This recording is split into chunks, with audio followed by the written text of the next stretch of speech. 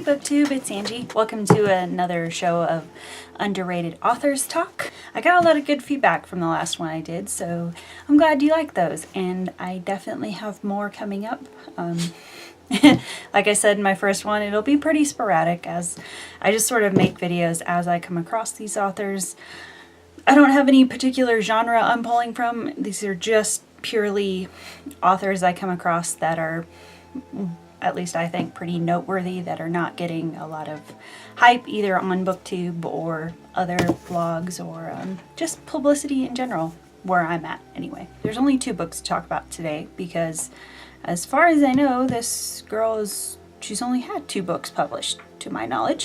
If there are more, please let me know because I definitely want to read all of her stuff, and she will be now on my automatic buy list because the 2 books I've read have been amazing. I feel like I'm really far over. Hold on a second. Okay, maybe that's better. Okay, so I had mentioned this in a couple of videos, I think, but today I'm going to talk about Kerry Drewery. And Kerry Drewery is I'm not exactly sure, she's a UK author. I'm not exactly sure where in the UK she's from. I'm guessing I think she's English. I tried to look it up and I couldn't find an exact bio about her, but UK author. And I'm going to talk about A Brighter Fear and A Dream of Lights. Brighter Fear, I believe, is her first book she came out with. And this has to do with a young girl, what was her name? Lena, who is growing up in Baghdad right around the time that Saddam Hussein is sort of falling out of power. She actually witnesses the fall of Baghdad when Hussein gets taken down. I think this is not exactly around the time he was captured and executed. I think just when he went into hiding, maybe. This sort of follows this one girl's look at what Baghdad was like in that period when they were between governments and sort of transitioning from Saddam's dictatorship into the new regime, and our military going over there and our presence over there and how that affected her and her community, that kind of thing. But this was such a powerful story, and I was just blown away by this. I didn't really know what to expect, and I'm shocked. I'm still shocked that her books are considered YA because both of these books are marked 13 and older, but even as an adult, there were parts in here that made me gasp in just the visceral grittiness of the way they're described. Yeah, I don't know. For parents of like preteens or younger teens, you may want to pre-read these before you let your kids read them because there are some really gritty scenes in both of these books. But for older teens, it's probably all right. You're going into adulthood.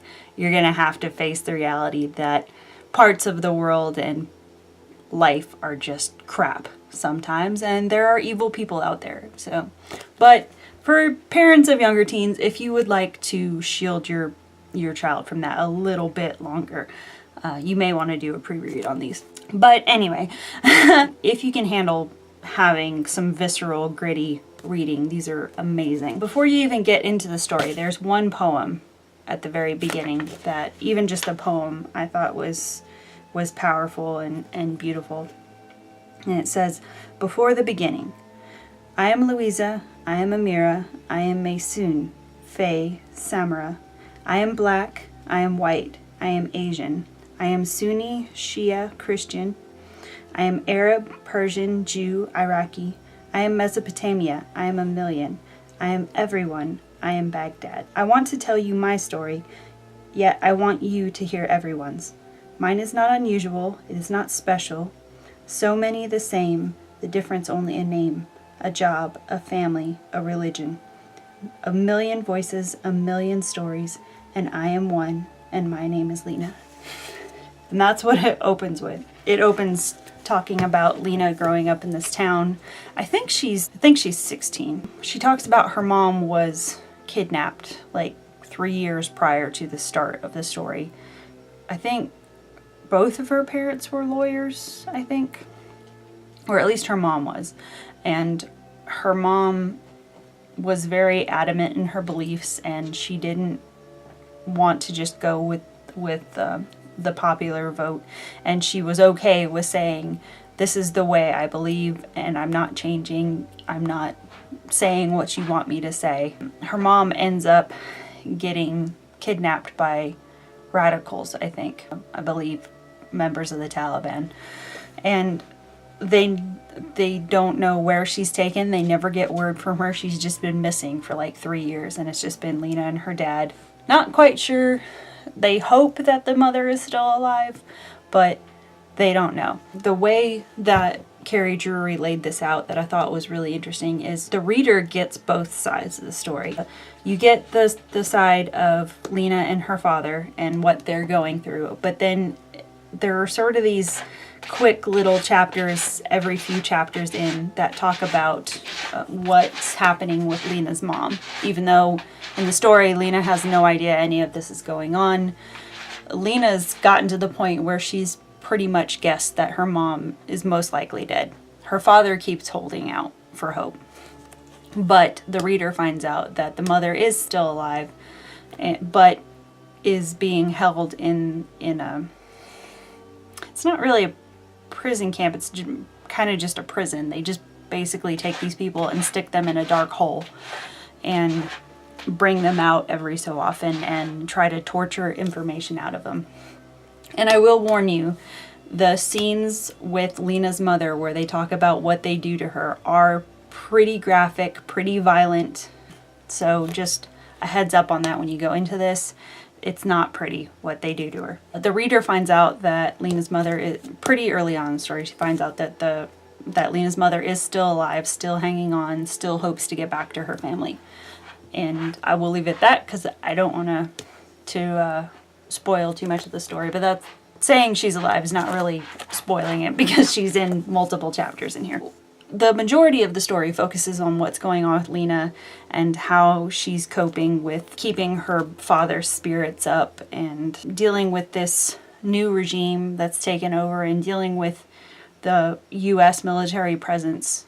She befriends one of the U.S. military soldiers, and he tries to help her because she's in a difficult position because with the new government that's come in, they came in and said, there's going to be this new change of everything. There's going to be all this freedom that you never had with Hussein, and it's going to be great. It's going to be amazing. It's going to be a fresh start for everybody. It doesn't really work out that way. There's a lot of young girls that end up being kidnapped, a lot of girls that end up being beaten, raped. The girls have to go back to covering up completely. Extra pressure on Lena is that in a largely Muslim area, her family is actually Christian. Her friends start to pull away from her because they fear that with the new government, anyone associating with non-Muslims are going to be considered enemies of the state, kind of, or, you know, the equivalent. So Lena starts losing all her friends. Her mother's already gone. Her father is slipping more and more into depression. Lena wants to go to college, but her family is saying, no, you have to stay here and make a life here, and she's just looking at this very grim existence of just surviving, and she said, that's not the way I want to live. That's kind of where the U.S. soldier comes in, is he befriends her, and he says that he finds a way that he can make her dreams happen. And she gets caught up in that, but then she comes across a very serious situation with another family member who gets threatened. She has to make the choice whether to jump at this chance for following her dreams and having the life she wants, or does she sacrifice her dream in order to save the family member. I'm just going to leave it at that because it sounds like it's an easy choice, but given what is going on with her, it's not the easiest choice to make, because in the book it's laid out that it's hard for her to have both. She pretty much is in a situation where she can have one or the other. It's heartbreaking to read this because she's so young and going through all of this, and it's just, you want her to have all the opportunities in the world, and you have to watch her just basically get to the point of being hopeful into the feeling of it's probably not going to happen, is it? It's just one of those stories where you just want it to work out, and you get really pissed that there are people that ruin lives like that, you know, governments and corrupt people that are in their own little worlds, and they don't realize or don't care how much their actions trickle down. And it's infuriating and heartbreaking to read these kind of stories. This moves very fast. It's a very short read, but it's so powerful the way it's written.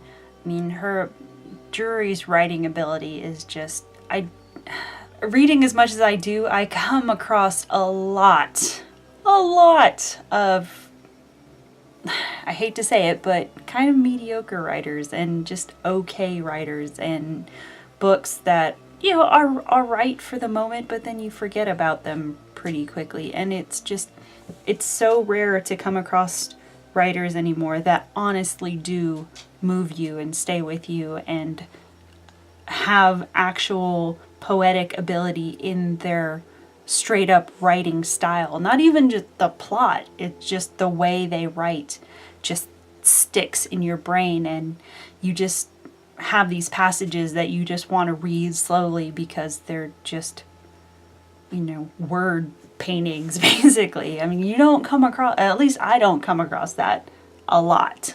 So that was one motivation for doing this series, is to get authors that do have that ability out there and get people talking about them. And yes, in the process, you're going to come across books that are painful and difficult to read and are not happy, fluffy, Care Bear type books, but they still need to be read. One of the things I really loved about this book is it gives you a good view of what a war is like between both sides trying to be in the same environment.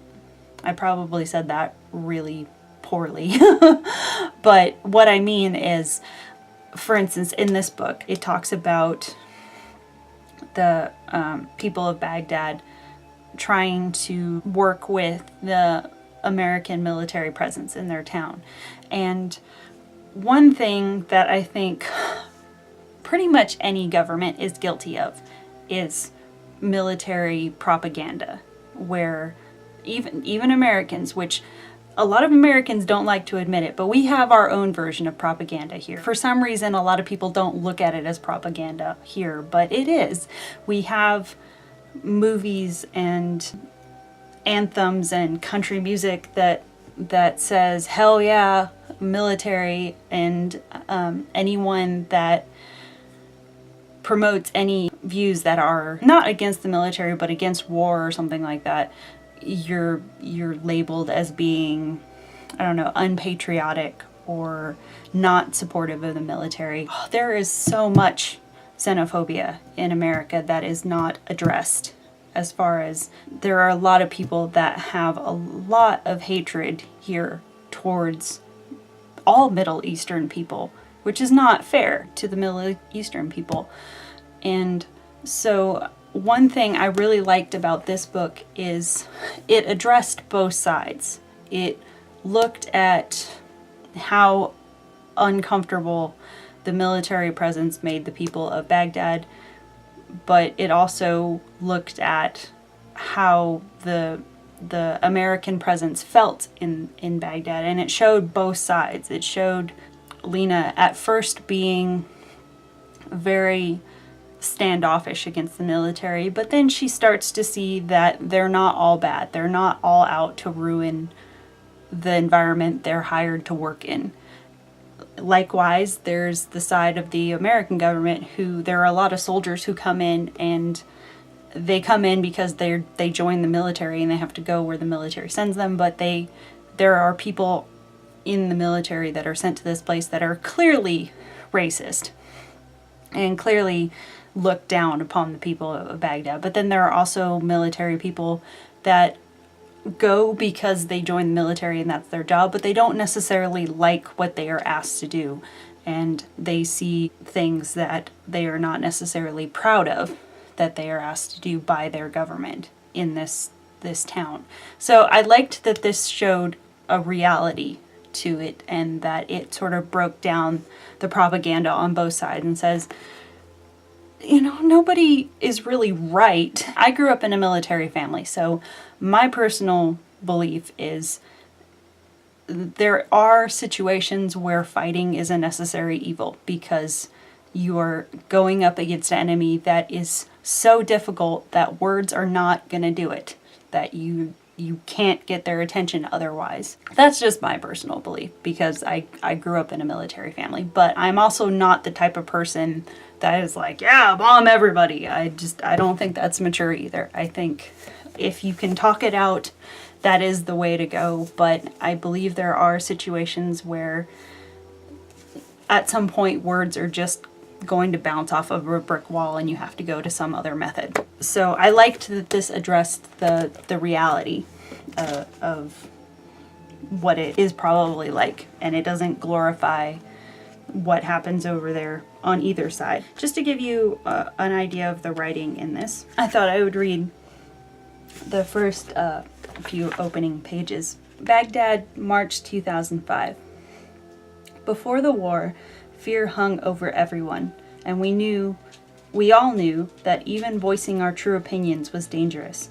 Although it was one threat, one regime, there were a million eyes and ears looking out over every city and town and street and home, ready to hear that one wrong word spoken or that one wrong opinion offered by anyone. Before the war, before the Americans in 2003 with their bombs, I couldn't have spoken like this, because even thinking like this was impossible if you wanted to live, if you didn't want to disappear, as my dear mama discovered. Fear was never discussed because fear was constant. You lived in it and it lived in you. Back then, before the war and the madness it brought, my papa would have been shocked to hear me speak like this. He would have taken hold of me, I'm sure, scared for the life of his only child, clasped his hand over my mouth, his fingers to his lips, his eyes wide with panic. But I knew, as all Iraqis of sound mind did, the importance of muted opinions and quiet anonymity, and the memory of how things were lies only just beneath the surface, even now. And so Iraqis spoke in silence, and to hear them, to really hear what they thought, what they felt, you needed to listen not to what they said, but what they didn't say. Now, I shake my head. Now one threat has been replaced by many, uncontrolled and uncontrollable, each with its own opinions and wishes and aspirations for the future. What do I want for my future, I hear you ask? Is it survival, or do I dare wish for more? No, I don't want to survive. I want to live. But this is not just my life. This is life, and I have to tell you all about it. For me, for everyone, to make sense of things, to understand and to be understood. Sitting here looking over the remains of my city and my home, the memories hang heavy around me, filling the air, stifling, and as I breathe them in, they burn my throat and chest like summer heat. I can't breathe, yet I can remember. And then it goes into her telling her story. So, powerful stuff. Shortly after reading that one, I went into A Dream of Lights by Kerry Drewery, which is a little similar in subject matter as far as it's dealing with a teenage girl in a war-torn area, but beyond that, it's completely different. Well, I won't say war-torn area really, because it takes place in North Korea, so it's not really war-torn, it's just under a dictatorship. But that's about where the similarity between the two end. So this has to do with Yura, who is, again, I think she's like 15, 16, somewhere in that age. And she's living in a village in North Korea with her family. She's always lived there for as long as she can remember. The village she lives in, it's pretty bleak. Everyone there is pretty impoverished. Days are filled with non-stop chores pretty much until the sun goes down, and then you fall asleep in exhaustion and then wake up the next day and start all over again. So her days are pretty much just non-stop chores unless she goes to school, and the only thing she really learns in school is these lessons where the teachers are made to sing the praises of Kim Jong-il. and say, how lucky everyone is that he's in charge, even though everyone is sitting around starving and working their souls into the ground. That's her life, basically. She ends up being sent to a concentration camp later. She doesn't start in the concentration camp, but her existence is pretty similar either way, just very bleak, and her family is essentially starving. Or at least, like she mentions in the beginning, what she thought was starving was actually not bad considering what she gets put into later. Lives this very grim existence, but it's the only life she's known. At the start of the story, she talks about she's recently been having this recurring dream about this town. She tells her dad about it one night. She said, "I keep dreaming of the most amazing place. It's this city with these amazing bright lights, and there's this beautiful music in the air, and everyone's smiling, and there's these delicious food smells in the air, and it's amazing." And her father, she sees something in her father's face, and she's, "What?" And he said, "That place actually exists. What your dream is actually more of a memory." And she wants to get more information out of him because she's only known this crappy village that she's grown up in. And so she's like, how can I have a memory of this place? I've never seen it before. Her father doesn't really talk more beyond that. Every time she tries to get something else out of one of the other family members, because she lives with her mother and father and grandparents all in this one, I think it's like a one-room shack, basically. And they're all like, no, we're not going to talk about it, because they live in this confined environment, politically confined, where you're not allowed to say anything but praises when in regards to the government, Kim Jong-il, anything. You're only supposed to sing the praises of everything you've been given, even though you're sitting there with nothing. That's their reality they have to deal with. Anyone that goes against that, anyone that shows complaint, anything like that, is considered a traitor or a government enemy, anything like that, and you just disappear mysteriously one day.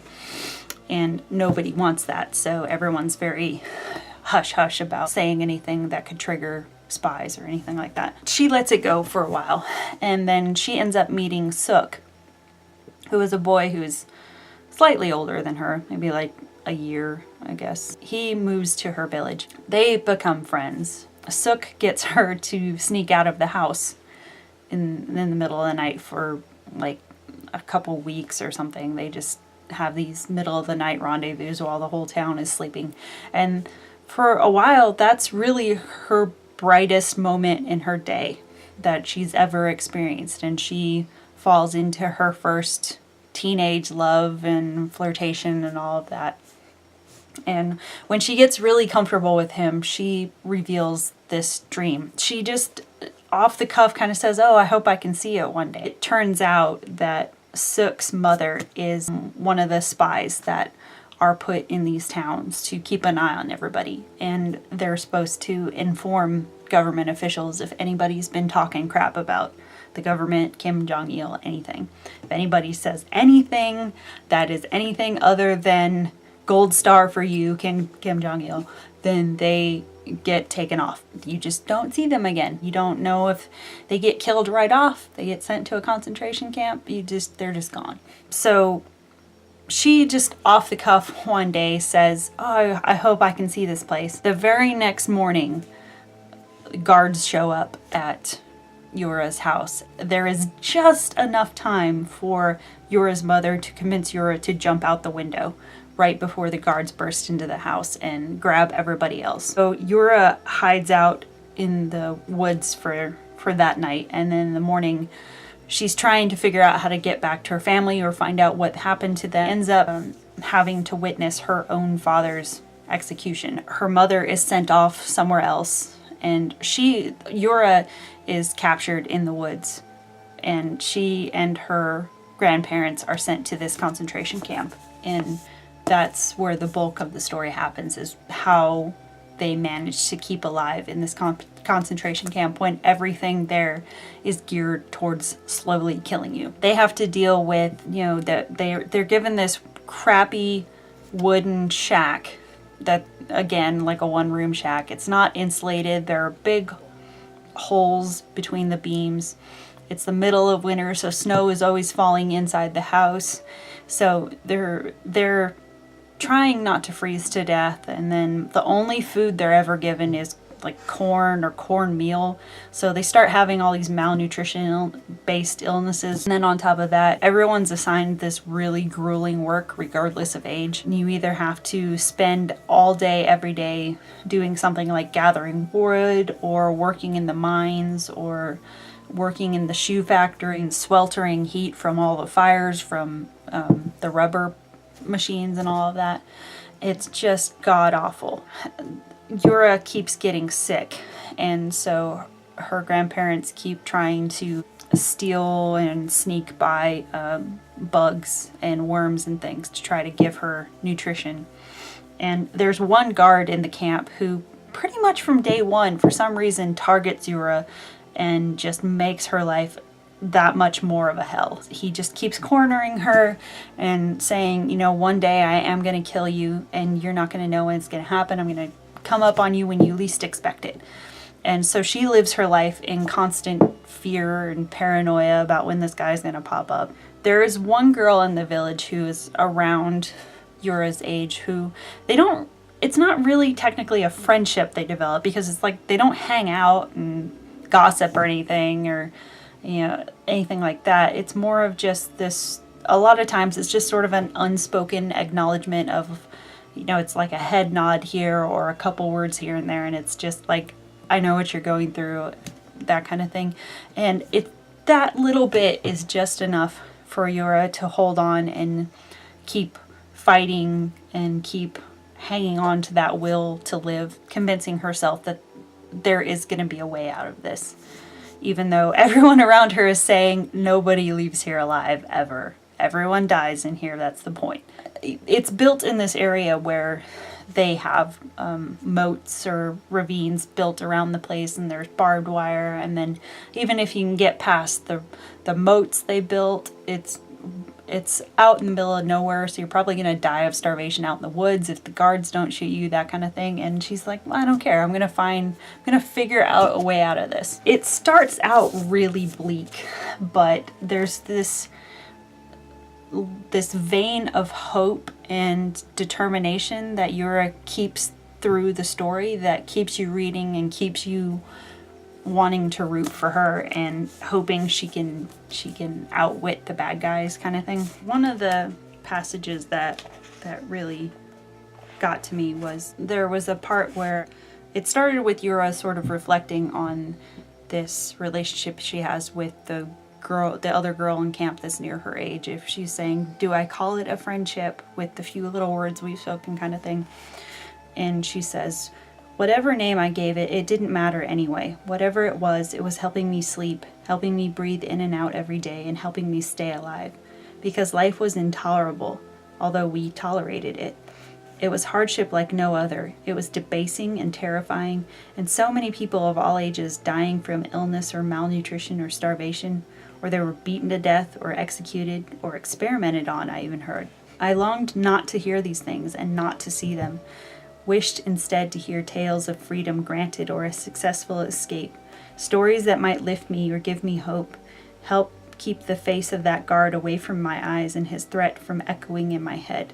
But I exchanged a few words here and there with people from our village, and grandmother spoke to some of the women as she climbed up the hills around us, and grandfather whispered to the other men in the mine, and all we ever heard was the most terrible things that you thought no human could inflict on another. I thought of those people who sanctioned this place I found myself in, and the idealized view I held of my country did its final unraveling. I remembered father's words to me after the dream that marked the beginning of so much, and wondered if all he was ever guilty of was telling me the truth.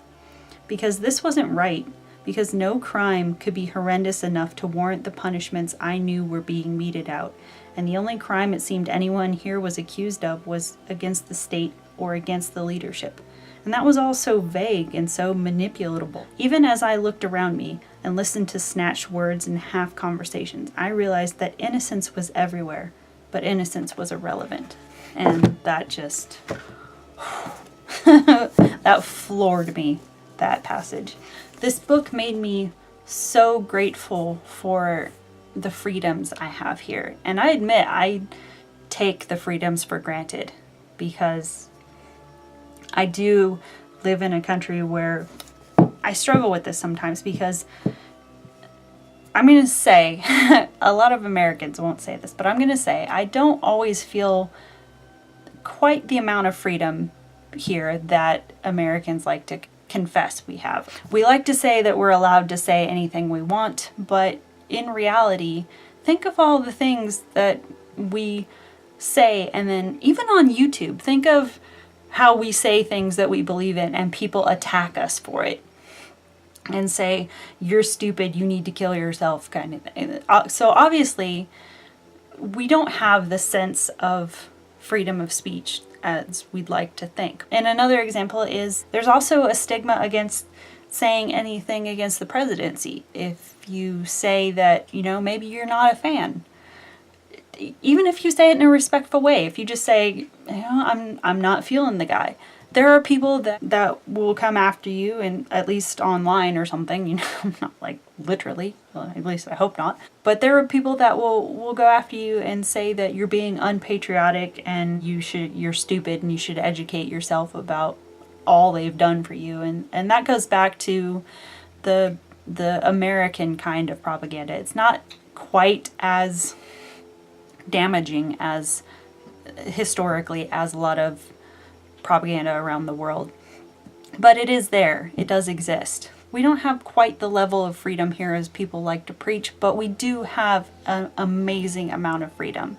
It's like people can give me crap for my opinion, but it's unlikely that anybody in the government is going to come down and haul me off somewhere and stick me in a prison camp if I say I'm not feeling a government official.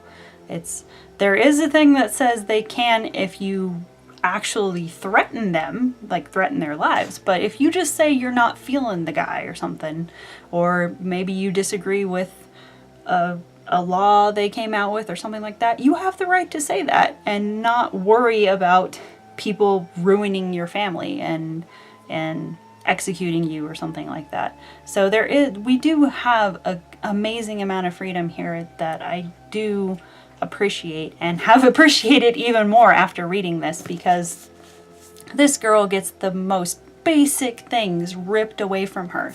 Just the ability to have a decent meal. I mean, imagine the only food you're given is like a handful of cornmeal a day. That, like, all day. That's what you get. And like finding a cockroach is like contraband. That's the environment you live in. Like, I can't fathom being in that kind of situation, and it just was heartbreaking to even fictionally read about somebody stuck in this environment while you know that the people in charge are living it up and living in palatial surroundings and that kind of thing. It was a brutal book. Both of these books were really brutal to get through, but they're so amazingly written, and I think they're both really important reads, especially for Americans to experience. One thing that bothers me is I come across so many people in my country that are in this little like hamster wheel. Well then, and not one of those ones in the cage, like the little plastic ball you put into them, like the little exercise ball when you want to take them out of the cage. They put themselves in one of those, you know, metaphorically, not literally. And they just go through their life thinking that their little bubble is great and bad things don't happen. And I'm not saying you gotta beat yourself down with all the evil in the world, because, you know, I've seen what happens to people when they fixate on every evil in the world, and all it does when you fixate on it that hard, all it does is make you a miserable human being that hates their own life and hates just being alive. And just, I don't think you can fixate on it, because there are some things that are going to be out of your control. But I do think you need to be aware of what happens so that it doesn't blindside you and you're, oh, how did this happen? How did these evil people get in charge? No, I think you need to be educated and you need to be aware, but I think you also need to be hopeful and you need to be proactive in fixing your corner and not being the kind of people that get in charge, that create environments like these girls had to grow up in. So that's my rant. So yeah, I highly recommend checking out Kerry Drewery's books, and I really hope she continues to write. I wouldn't be bummed if she wrote something kind of a little bit lighter after these two, but Kerry, whatever you write, I will definitely pick it up and add it to my shelves because girl has talent. So yes, I highly recommend these, and I'm gonna wrap it up now. So yeah, thanks for watching and we'll see you next one. Bye guys.